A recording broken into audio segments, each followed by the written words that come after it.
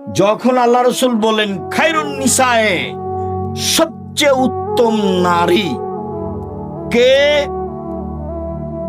এক, স্বামীর সাথে কথা বললে হাসি মুখে বলে, দুই, স্বামী আদেশ করলে পালন করে, তিন, স্বামী যখন বাড়িতে থাকে না তখন নিজেকে হেফাজতে রাখে আর স্বামীর অর্থ সম্পদ হেফাজতে রাখে।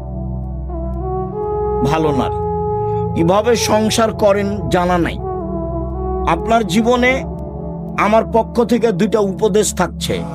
একটা হলো স্বামীর সামনে অভিমান করবেন না। অভিমান নেই, অভিমান বলে কোনো জিনিসই নেই। অভিমান করলেই শয়তান আপনার ক্ষতি করবে। অভিমান কি? অভিমান আমাকে স্বপ্নপুরী দেখাতে নিয়ে গেল না। অভিমান কি? নাটোরের রাজবাড়িটা আমাকে একদিন দেখতে নিয়ে গেল না। অভিমান কি? এই কুরবানিতে একটা শাড়ি দিল না। এগুলো অভিমান। অভিমান করলেই শয়তান সুযোগ পায়।